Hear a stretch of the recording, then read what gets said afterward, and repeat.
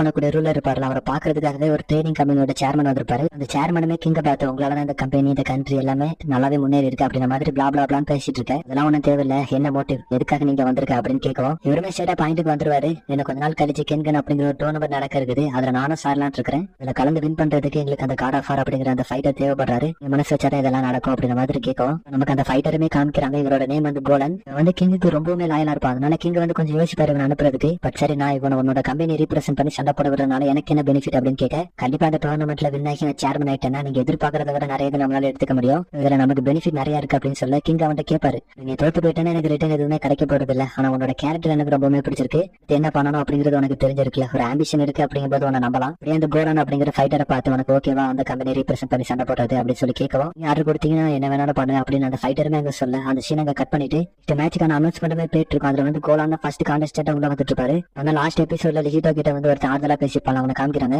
அங்க இருந்து புலம்பிட்டு இருப்பான், லிஹிட்டோ எங்க போனான்னு தெரியல, கனடாக்கு நெக்ஸ்ட் மேட்ச் இருக்கு அவனும் போயிட்டான், ஷிமர் வந்து நானும் கூட வரேன் அப்படின்னு அவனும் இங்க இருந்து கிளம்பிட்டான், மட்டும் தான் இங்க தனியா இருக்கும் அப்படின்ற மாதிரி இங்க புலம்பிட்டு இருப்பாங்க. அதான் ஷிமர் கனடா கிட்ட நெக்ஸ்ட் மேட்ச் போறதுக்கு முன்னாடி கேட்பாரு, நீ ஷுவரா தான் இருக்கே, அந்த மேட்ச் கண்டிப்பா போய் தான் ஆகணுமா அப்படின்னு சொல்லி கேட்க, நான் தான் இதை செலக்ட் பண்ணேன், அப்ப நான் தான் இதை பண்ணி ஆகணும் அப்படின்னு கனடாவும் வர ஆரம்பிச்சிருவான். அப்படியே அந்த சீன் அங்க கட் பண்ணி கனடாவை பத்தின ஒரு சில விஷயங்கள் சொல்றாங்க. கனடாக்கு வந்து 3 பிரதர்ஸ் அண்ட் ஒரே ஒரு சிஸ்டர் இருக்காங்க. அது மட்டும் இல்லாம இவன் பிறந்த போது 2 தடவை சாக்கூடிய நிலைமைக்கு போயிருக்கான். இவன் வந்து ஸ்கூலுக்கு போறதுக்கு முன்னாடி இவனோட பாடியில 4 தடவை ஆபரேஷன் நடந்திருக்கு. நான் வந்து ஒரு ஸ்ட்ராங்கான சைல்டா பிறக்கல அப்படின்னாலும் ஸ்ட்ராங் ஆகணும் அப்படிங்கறத என்னோட ஒரே ஆசை அப்படிங்கறத யோசிச்சு பார்த்துட்டு எப்பவுமே ஆப்பரண்ட் கிட்ட சொல்றதுதான், நான் வந்து உங்க அளவுக்கு எல்லாம் ஸ்ட்ராங் கிடையாது, அதனால கொஞ்சம் பார்த்து பண்ணுங்க அப்படின்னு சொல்லிட்டு இருப்பேன். சீனுங்க கட் பண்றாங்க. கென் வந்து ஒரு பிரைவேட் ரூம்ல இருந்து ஸ்மோக் பண்ணிட்டு இருப்பாரா. இடத்துக்கு வந்து எம்மாசிட்டா கென் கிட்ட, நெக்ஸ்ட் உங்களோட மேட்ச் தான், மேட்சோட எண்டில் என்ன நடந்தாலும் ஒரு பிரச்சனை இல்ல, அதை பத்தி கவலைப்படாதீங்க அப்படின்னு சொல்லிட்டு போக எம்மாசிட்டா வந்து கொஞ்சம் பிடி கொடுத்து பேச மாட்டாரு. ஏன்னா ஹயாமி கூட கென்ன பாத்துருப்பாருல, கென் வந்து அப்போ கொஞ்சம் வித்தியாசமாவே ரியாக்ட் பண்ணிருப்பாரு, என்னமே அப்படிதான் இருக்காரு அப்படின்ற மாதிரி நினைச்சிட்டு அவர் சொல்லிட்டு போக இருந்த எம்மாசிட்டா பார்த்து கென் என்ன சொல்லுவார், நீ ஏன் இப்ப இப்படி இருக்க, ஹயாமி கூட சுத்தினது உண்மைதான், அவன் வந்து அவன் கூட சேர்ந்து கோஆபரேட் பண்ண சொன்னான், அதை வந்து இப்படியும் சொல்லலாம், என்ன வந்து மிரட்டி ஒபே பண்ண வச்சான் அப்படின்னு கூட சொல்லிக்கலாம், ஆனா எனக்கு வந்து அடுத்தவங்களுக்கு ஒபே பண்ண பிடிக்காது அப்படின்னு சொல்லிட்டு எம்மாசிட்டாக்கு வந்து கென் எப்படி பார்த்ததும் அவருக்கு வந்து அவ்வளவு சந்தோஷமா இருக்கும். ஏன்னா அவருக்கு இருந்த ஒரே ஒரு பிசினஸ் ஃப்ரெண்ட் வந்து அவர் இறந்துட்டாரு அப்படின்னு நினைச்சிருப்பாரு.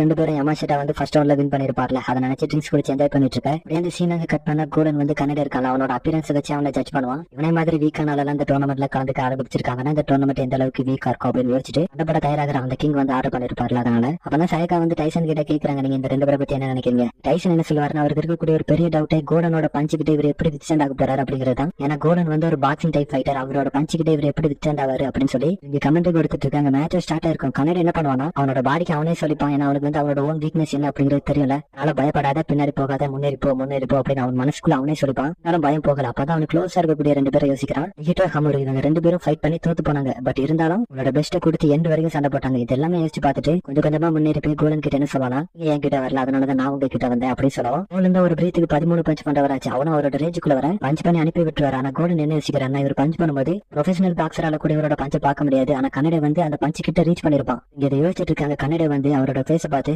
திருப்பாதை விட உங்களோட பஞ்ச் வந்து ஸ்பீடா இருக்கு, நான் உங்களோட கையை திருக்கி விட மறந்துட்டேன் அப்படின்னு சொல்ல, இருந்தாலும் டேமேஜ் அப்படிங்கிறது அதிகம் தானே, அதனால பயங்கரமா ப்ளீட் ஆகுது.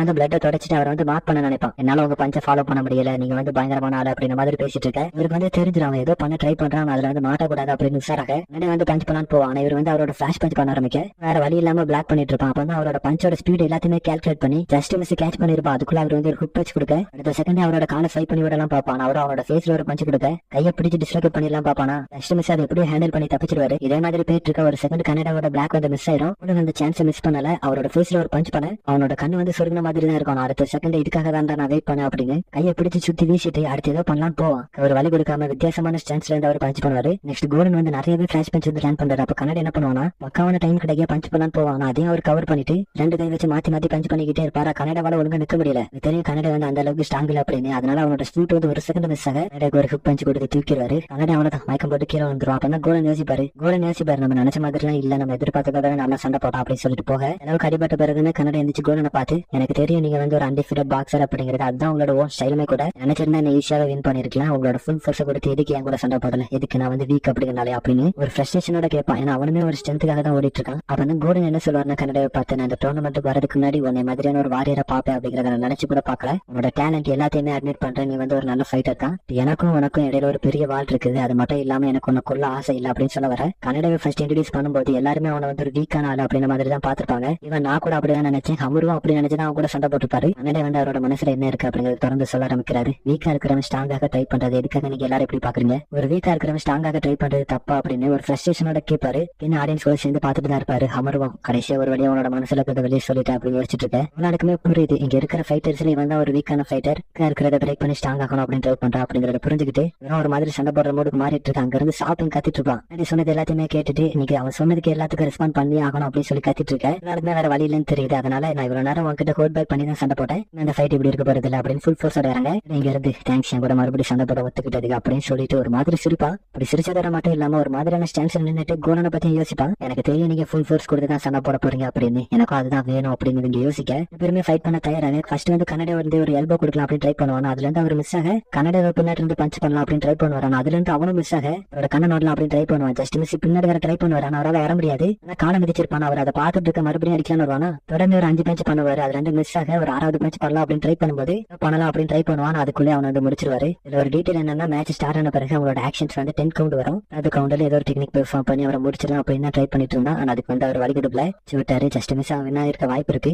முடிஞ்சு கூட நடந்து போகும்போது கன்னடா மேல ஒரு கிரேட் ரெஸ்பெக்டோட தான் நடந்து போவாரு. அப்படியே சீனங்க கட் பண்ண கன்னடாக்கு வந்து ட்ரீட்மெண்ட் முடிஞ்சு ஒரு பெட்ல படுக்க போட்டிருப்பாங்க. ஹீரோ அக்கியாமாவும் கன்னடாவை பாக்குறதுக்காக வந்திருப்பாங்க. அங்கதான் ஹமருவா இருப்பாரா. சொல்றாரு நான் தான் மேட்சுக்கு போறதுக்கு முன்னாடி போகாதடா ரிட்டையர்ட் ஆயிரு அப்படின்னு சொன்னேன். ஏன்னா அவனோட பேக்ல வந்து அவ்வளவு பில்ஸ் பாத்துருப்பாரு. அதனாலே நீ இந்த மேட்ச்ல கலந்துக்க வேணாம் அப்படின்னு சொல்லிருப்பாரு. மட்டும் இல்லாம இவங்க 2 பேருக்கும் இடையில நடந்த ஃபைட்டை பத்தியுமே சொல்றாரு. எனக்கு வந்து இவங்க கூட ஃபர்ஸ்ட் சண்டை போடும்போது பிடிக்கவே இல்லை. ஏன்னா என்னோட அட்டாக்ல இருந்து ஃபுல்லா தப்பிச்சு சேஃப் ஜோன்லயே போய் ஒளிஞ்சுப்பான். ஆனா அதுக்கு முன்னாடி என்னோட எல்லா அட்டாக்குமே ஃபர்ஸ்ட் வாங்குவான். அப்பதான் அவனால அவனோட ஃபுல் அனலைஸுமே முடிக்க முடியும். என்னோட ஃபைட்டிங் ஸ்டைல் வந்து டோர்னமெண்ட்லாம் செட் ஆகாது அப்படின்னு அவன்கிட்ட பல தடவை சொல்லி பார்த்தேன். அதுக்கு அவன் என்ன சொன்னானா, நான் தான் உங்களே தோக்கடிச்சேன், அப்படி இருக்கும்போது நான் தான் இதுல வின் பண்ணேன் அப்படின்னு சொல்லிட்டு போனா அப்படின்னு இவங்க சொல்ல ஷிமர் இதையும் சொல்லுவாரு. நான் மட்டும் ஒரு பொண்ணா இருந்தா நேரத்துக்கு அவன் மேல ஃபாலோ ஆயிருப்பேன் அப்படின்னு சொல்லவும் இந்த சீனுங்க கட் பண்ணவும் தனியா இருக்கிற கென் கிட்ட வந்து யமாஷிடா பேசுவாரு. எனக்கும் வருத்தமா தான் இருக்குது இந்த மேட்ச்ல கன்னடா தோத்து போனது நினைச்சேன் அப்படின்னு சொல்ல கென் வந்து அந்த அளவுக்கு ஒரு பண்ண மாதிரி தெரியல. அவருக்கு வருத்தம் இருக்குது இருந்தாலும் கன்னடா வந்து நல்லா ஃபைட் பண்ணா அப்படின்னு சொல்ல யமாஷிடா கேட்பாரு. நான் நினைச்சதை விட இது ஈஸியா விட்டீங்க அப்படின்னு சொல்ல நான் எதிர்பார்த்தது நிறைய. ஆனா இப்போதைக்கு என்னோட மினிமம் கோல் வந்து அச்சீவ் ஆயிருக்குது. இந்த மாதிரி டோர்னமெண்ட்ல கலந்துக்கிறது மூலமா நம்ம கம்பெனியோட ஸ்ட்ரென்த் என்ன அப்படிங்கறத நம்மளால காமிக்க முடியும். இஸ்லாண்டுக்கு வந்ததுன்னா எனக்கு வந்து ஒரு 3 பிசினஸ் கிடைச்சிருந்து சோ இது எனக்கு போதும் அப்படின்னு சொல்லிட்டு இருக்கேன். ஆனா அவருக்கு வந்து கொஞ்சம் வருத்தமா தான் இருக்கும் சாம்பியன் ஆகணும் அப்படின்னு சொல்லி ஆசைப்பட்டிருக்காரு. யமாஷிடாவும் சொல்றாரு நமக்கு வந்து ஒரு கிரேட் ஃபியூச்சர் இருக்குது அப்படின்னு சொல்லி கூட்டு போக அதோட இந்த எபிசோட் அவளோட வெயிட் பண்ணிட்டு இருந்த கடைசி மேட்சுக்கு நம்ம இப்ப வந்துட்டோம். கொஞ்ச நேரம் தான் வெயிட் பண்ணுங்க ஃபேங் வந்துருவாருன்னு சொல்ல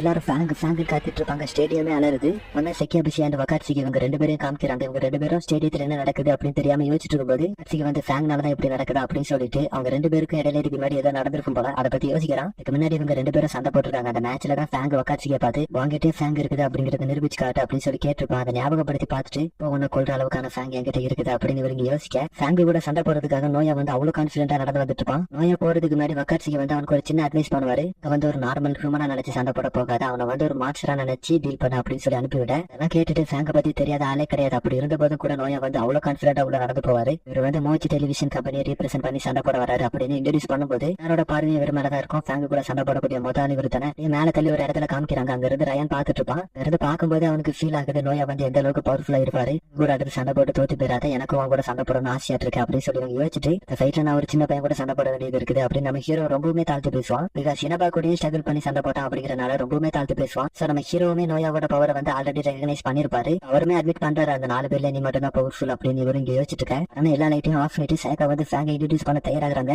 யோசிப்பான் ஏன்டா எல்லாரும் சைலண்டா இருக்கீங்க அப்படின்னு. இங்க ஃபேங்கோட புகழ் எல்லாத்தையுமே சொல்லி இன்ட்ரோடியூஸ் பண்றாங்க. அவனுக்கான தீம் சாங் தான் அவ்வளவு சூப்பரா இருக்கும். அவ்வளவு நேரம் அமைதியா இருந்த ஆடியன்ஸ் எல்லாருமே கோஷம் எழுப்ப ஃபேங் வந்து உள்ள வருவான். அப்பதான் நம்ம சேர்மன் பெருசு கேட்கிறாரு நோயாவோட சேர்மன் கிட்ட, மேட்சுக்காக தான் நான் ரொம்ப நேரம் வெயிட் பண்ணிட்டு இருந்தேன், நீ எப்படி அப்படின்னு சொல்லி கேட்க எனக்கு ஒரு பதட்டம் இருக்குது. அப்படி இருந்தாலும் ஆமா அப்படின்னு சொல்லுவாரா. ஃபேங் கத்திட்டு இருக்கிறத கேட்ட நோயா வந்து எனக்கு சேர் பண்ண ஒருத்தன் கூட இல்லையாரா அப்படின்னு சொல்லி யோசிச்சுட்டு முன்னாடி பார்த்தா ஃபேங் வந்து கல்லு மாதிரி நின்றுட்டு இருப்பான். அவன் கிட்ட ஆர்பிஜி கேம் விளையாண்டுருக்கேன், அதுல உள்ள ஃபைனல் பாஸ் எல்லாம் ஒரு ஹியூமன் தான் தோக்கடிப்பா அப்படின்னு சொல்லிட்டு நீ வந்து அதுல இருக்கக்கூடிய ஃபைனல் பாஸ் மாதிரி நான் வந்து ஒன்னு தோக்கடிக்க போறேன் அப்படின்னு சொல்ல ஃபேங் வந்து ஆக்சுவலா அது வந்து என்னன்னே தெரியாத மாதிரி ஃபைனல் பாஸ் அது யாரு, அவங்க வந்து எந்த மாதிரியான ஃபைட்டிங் ஸ்டைல் யூஸ் பண்ணுவாங்க அப்படிங்கிற மாதிரி கேட்க எனக்கு வந்து ஒண்ணுமே புரியல, நான் எதை பத்தி பேசுறேன் அப்படின்னு. சரி அதை விட்டு எனக்கு புரியலன்னா என்னால ஒண்ணுமே பண்ண முடியாது, ஆனா என்ன பொறுத்த வரைக்கும் நீ தான் என்னோட ஃபைனல் பாஸ் அப்படின்னு சொல்லி யோசிச்சுட்டு ஃபைட்டிங் சான்ஸுக்கு வராரு. ஃபேங் வந்து ஆப்போசிட்ல அஃபென்சிவா சண்டை போடுற மாதிரியான ஒரு சான்ஸ்ல நிக்கிறான். ஃப்ரீ மேட்ச் ஸ்டார்ட் பண்றதுக்கு முன்னாடி நிறையவே யோசிக்கிறாரு. நார்மலா மேட்ச் வந்து சாதாரணமா ஸ்டார்ட் பண்ணி விட்டுருவாரு. நிறைய மேட்ச் எப்படி போக போகுது என்ன நடக்க போகுது அப்படின்னு பல எண்ணங்கள் அவரோட மைண்ட்ல தோணுது. ஒரு மேட்ச் ஸ்டார்ட் பண்ணி விட நோயா வந்து ஃபேங்க பஞ்ச் பண்ண போறாங்க அப்படின்னு பார்த்தா ஃபேங்கோட ஹிப்பை பிடிச்சு தள்ளிக்கிட்டே போவாரு. பட் ஃபேங் என்ன பண்ணுவானா அவரோட மூஞ்சிலே ஒரு நீ கொடுத்துருவான். அந்த தை ஏரியால ஒரு கிக் பண்ண அடிப்படை இடம் வந்து ஃபுல் ரெட் ஆயிரும். அங்க பஞ்ச் பண்ணும்போது அதுல இருந்து தப்பிச்சுக்கிட்டே இருப்பாரு. சடனா ஃபேங் வந்து ஒரு கிக் கொடுக்க நிறைய வாங்கின போதும் கூட மறுபடியும் பஞ்ச் பண்ணலான்னு போவார். ஆனா ஃபேங் அவரோட தலையை பிடிச்சி மிதிச்சுக்கிட்டே இருப்பா. அப்ப அந்த நோய் என்ன பண்ணுவாருன்னா அவரோட மூஞ்சிட்டு ஒரு பஞ்ச் கொடுத்துருவாரு. ஃபேங்கோட காலை பிடிச்சு கீழே தள்ளுறதோட அந்த சீன் அங்க கட் பண்றாங்க. அப்படியே நோயா வந்து எப்படி இந்த கரியர்க்குள்ள வந்தாரு அப்படிங்கறத காமிக்க ஆரம்பிக்கிறாங்க. நோயா ஹை ஸ்கூல் படிக்கும்போது வந்து நல்லா பண்றாரு. அதே மாதிரி நேஷனல் டிராபிக் வின் பண்ண கொஞ்ச நாள்லயே ரீசன் அப்படிங்கிறது தெரியல. சடனா அந்த கரியர்ல இருந்து குயிட் பண்ணிட்டு வந்து ஒரு பாக்ஸிங் கிளப்ல ஜாயின் பண்றாரு. அங்கேயுமே ஒரு நேஷனல் டீம்ல செலக்ட் ஆக பாக்ஸிங்லயே நல்ல ஒரு நேம் எடுத்துட்டு இருக்க அந்த ஒரு சமயத்துல சடனா பாக்ஸிங் பாக்ஸிங் இருந்து குயிட் பண்றாரு. அதுக்கப்புறம் லாஸ்டா போய் ஒரு MMA கிளப்ல போய் ஜாயின் பண்றாரு. கண்ணா என்ன பேச ஆரம்பிச்சிட்டாங்கன்னா இவர் வந்து இதுல இருந்து குயிட் பண்ணிடுவாரு அப்படிங்கிற மாதிரி பேச ஆரம்பிக்க நோயா வந்து எல்லாமே ஒரு ரீசனோட தான் பண்ணிருப்பாரு. பிகாஸ் MMA வந்து கிராப்பிங் டெக்னிக் வந்து ரொம்ப முக்கியம். இதை பெர்ஃபெக்ட் பண்றதுக்காக தான் MMA பழக சேர்ந்த மாதிரி சொல்றாங்க. அப்படியே அந்த சீன் இங்க கட் பண்ண 2 பேரும் மாத்தி மாத்தி உருண்டுகிட்டே இருப்பாங்க. ஃபேங் லாக் பண்ண ட்ரை பண்ணும்போது அதுல இருந்து நோயா தப்பிக்க, நோயா லாக் பண்ண ட்ரை பண்ணும்போது அதுல இருந்து ஃபேங்க தப்பிக்க அப்படிங்கிற மாதிரி மாத்தி மாத்தி போய்கிட்டே இருக்குது. அதான் நம்ம பெருசு இதை பார்த்துட்டு நோயாவோட சேர்மன் கிட்ட கேட்பாரு, நீ வந்து ஒரு நல்ல ஃபைட்டர் அந்த டோர்னமெண்ட்டுக்காக தேர்ந்தெடுத்திருக்கேன் அப்படின்னு சொல்ல, இவர் என்ன சொல்வாருன்னா ஃபேங்க கூட ஃபர்ஸ்ட் சண்டை போட நான் ஒன்னும் சூஸ் பண்ணல, ஏக்காண்டி தான் சூஸ் பண்ணேன் அப்படிங்கிற மாதிரி சொல்லவும் நோயா வந்து ஃபேங்க மேல உட்காந்து பஞ்ச் பண்ணிக்கிட்டே இருப்பாரு. இருக்குமே ஒண்ணுமே புரியல. ஃபேங் வந்து அவ்வளவு நேரம் தப்பிச்சுக்கிட்டே இருந்தா இப்ப அடி வாங்குறானே அப்படின்னு ரமேனுக்கு ஒரு வாய்ஸ் கேட்க போதும் அப்படின்னு. அதுக்கு அடுத்த செகண்டே அங்க வந்து அவனோட ஹிப்பை வச்சு வர தள்ளி விட்டுருவான். இங்க பெருசு வந்து ஒரு மாதிரி சிரிக்க ஆரம்பிக்கிறாரு. நான் அவன்கிட்ட முதல்லயே சொன்னேன் ஃபுல் பவரை கொடுத்து ஃபர்ஸ்ட் டைம் சண்டை போடுன்னு. அவன் தான் ஒரு குழந்தை மாதிரி விளையாட ஆசைப்பட்டு இவ்வளவு நேரம் விளையாண்டுட்டு இருந்தான். ஆனா இதுக்கு அடுத்து அந்த மாதிரி இருக்க போறது கிடையாது, அதான் முடிஞ்சது அப்படின்னு இவர் இங்க சொல்ல வந்து ஃபேங்குமே அதான் சொல்றான், நான் உன்னோட எல்லா மூமெண்ட்டையும் ரீட் பண்ணிட்டு இதுக்கு அடுத்து உன்னோட எந்த அட்டாக்குமே என்ன ரீச் பண்ண போறது கிடையாது, அதான் முடிஞ்சது அப்படின்னு சொல்லும்போது அங்க வக்காட்சிக்கும் மனுஷால மான்ஸ்டர்ஸை பீட் பண்ண முடியாது அப்படின்னு இவங்க சொல்ல, அதான் நோயாவோட கதை முடிஞ்சது அப்படின்னு சொல்லி யோசிச்சா ஒரு பஞ்ச் பண்ணலான்னு போவான். அந்த பஞ்ச் ஃபேங்கோட ஃபேஸ்ல லேண்ட் ஆக ஒருத்தருக்கு இங்க என்ன நடக்குது அப்படின்னே புரியல. நோயா அப்படியே அவனோட ஹிப்பை பிடிச்சி இதுல போட்டு மூஞ்சின்னு குத்திக்கிட்டு இருப்பான். அப்பதான் ஃபேங் என்ன பண்ணுவானா, அவனோட கையை பிடிச்சி இழுத்து போன ஸ்பீட்லயே வந்து ஒரு நீக்கி கொடுப்பானா. என்ன நடக்குதுன்னா ஃபேங் வந்து அவனோட மூமெண்ட் ரீட் பண்ணிட்டு அப்படின்னு சொன்னாலும் அதான் 3 ஸ்டைல மாஸ்டர் பண்ணி வச்சிருக்காங்க. அதனால ஃபேங்கால கரெக்டா சொல்ல முடியல எந்த ஸ்டைல யூஸ் பண்றான் அப்படின்னு. ஸ்டைல மிக்ஸ் பண்ணி சண்டை போடும்போது என்ன ஸ்டைலும் தெரியாம ஃபேங் தனர ஒரு கிக் கொடுத்து ஃபேங் அடிச்சு வீசிருப்பான். அதை பார்த்து பெருசு நோயாவை அக்னாலேஜ் பண்றாரு, இவன் ஒரு நல்ல ஃபைட்டர் தான் சொல்லிட்டு அந்த கிக் கொடுத்த பிறகு நோயா கொஞ்சம் கேஷுவலா நின்னுட்டு இருப்பான். அதை பார்த்த ஹமரு அங்க இருந்து கத்திட்டு இருப்பான், அவன் வந்து ஒரு மான்ஸ்டர், உன்னோட கார்டை மட்டும் டவுன் பண்ணிடாத, அவனை பார்த்து டீல் பண்ண அப்படின்னு அங்க இருந்து சொல்லிட்டு இருக்க. நோயா யோசிப்பாரு, நான் ஒன்னும் என்னோட கார்டை டவுன் பண்ணலடா, அவன் வந்து அவனுக்கு இப்போ டெத்த காசு பண்ணக்கூடிய அளவுக்கான ஒரு கிக் கொடுத்தேன், ஆனா அவன் வந்து எதிக்க ஆரம்பிச்சிட்டாடா அப்படிங்கிற மாதிரி பாத்துட்டு இருக்கேன். அங்க எந்திக்கிறது அங்க இருந்து மானிட்டர்ல காமிப்பாங்க. ஃபேஸ பாக்குறதுக்கு அவ்வளவு கிரிப்பியா இருக்கும். இங்க இருந்து டே ஏன்டா திரும்பி இருக்கு, அவனோட ஃபேஸ் ஆல்ரெடி மானிட்டர்ல காமிச்சிட்டாங்கடா, இங்க திரும்படா அப்படிங்கிற மாதிரி சொல்ல வெறுமே காம்பேட்டுக்கு தயாராகிறாரு. சடனா ஃபேங் வந்து இவர் கிட்ட வந்து நிப்பானா, அப்படியே சமாளிச்சு அவன்கிட்ட சண்டை போட்டுட்டு இருப்பாரு. அப்ப ஃபேங் வந்து ஒரு பஞ்ச் பண்ண வருவான். அந்த பஞ்சோட டெப்த் புரிஞ்சு இவரும் அதுல இருந்து விலகி அவனோட ஹிப்பை பிடிச்சு சூப்பர் லெக்ஸ் போடலாம் அப்படின்னு போவாரு. ஃபேங் அவரோட ஃபேஸ்ல ஒரு பஞ்ச் பண்ண மொத்த கான்சியஸ் வரும் அவருக்கு.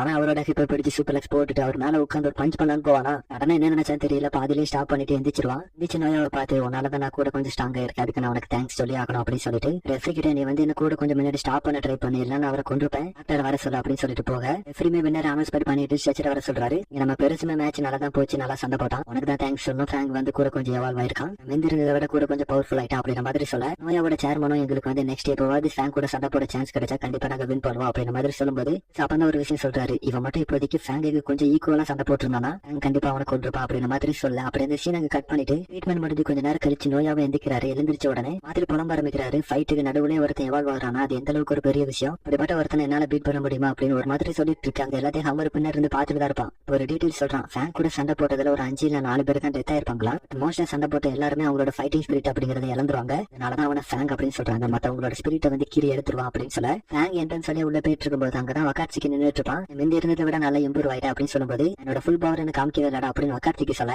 லெஃப்ட் பிளாக்ல நீ தானே வின் பண்ணுவேன், சரி யார் வின் பண்றா அப்படின்னு பாக்கலாம் அப்படின்னு சொல்லி பேசிட்டு இருக்க. ஒரு குரல் கேட்கும், லெஃப்ட் பிளாக்ல நான் இருக்கும்போது அவன் எப்படி வின் பண்ணுவான் அப்படின்ற மாதிரி. யாரும் பார்த்தா நம்ம ஹீரோ தான் அப்படி சொல்லிருப்பாரு. கிட்ட இருந்து எமாசிட்டா போத நம்ம பேர்லாம் அதான் ஃபேங்கோட மேட்ச் முடிச்சுட்டு வந்திருக்காரு, அவர் ரொம்பவே டயர்டா இருப்பாரு, அப்புறம் பாத்துக்கலாம் அப்படிங்கிற மாதிரி சொல்லிட்டு இருக்க. ஃபேங் இங்க இருந்து சொல்லுவாங்க, கிட்ட தானே உன்னோட பேரு, பாக்கும்போதே தெரியுது நீ வந்து ரொம்ப வீக்கா இருக்க, நீ வந்து லெஃப்ட் பிளாக்ல வின் பண்ணிட மாட்டா அப்படின்னு சொல்ல யாரும் பாத்துக்கலாம் அப்படின்னு நம்ம ஹீரோ இங்க சண்டை போட தயாராக அவர் மேல யாரும் கை வச்ச மாதிரி இருக்கும். யாரும் பார்த்தா நிக்கோ நம்ம ஹீரோ நினைப்பார்ல, அது வந்து என்ன சொல்லலாம், அவன் சொன்ன மாதிரி தான் இங்க இருக்கக்கூடிய யாரையும் உன்னால தோக்கடிக்க முடியாது, அட்வான்ஸ் டெக்னிக்கை யூஸ் பண்ணா மேபி சான்ஸ் இருக்கு, ஆனா அட்வான்ஸ் டெக்னிக்கை யூஸ் பண்ண பிறகு நீ உயிரோட இருக்க மாட்டா அப்படின்னு சொல்லும்போது நம்ம ஹீரோ வந்து அவுட் ஆஃப் மைண்ட் போயிருவாரு. நீ என்னடா சொல்றது, நான் ஸ்ட்ராங்கஸ்ட் அப்படிங்கறத நிரூபிச்சு காமிக்கிறேன் அப்படின்னு ஃபேங் அடிக்கலான்னு போகும்போது ஃபேங் ஒரே ஒரு கிக் மட்டும் தான் கொடுப்பான். செகுத்துல அடிச்சு விழுந்து மயக்கம் போட்டுவார். அப்பதான் ஃபேங் என்ன சொல்லுவானா, இந்த மேட்ச் ரயான் அப்படின்னு ஒருத்தன் கூட நீ சண்டை போட போறல, அவனே உன்னை விட ஸ்ட்ராங்கான ஆளு, நீ எவ்வளவுதான் ட்ரை பண்ணாலும் நீ வந்து அவனை தோக்கடிச்சிட மாட்டேன், அவன் ஸ்ட்ராங்கா இருக்கிறான், ஆனா நீ வீக் அப்படின்னு ஃபேங் சொல்லிட. அப்படியே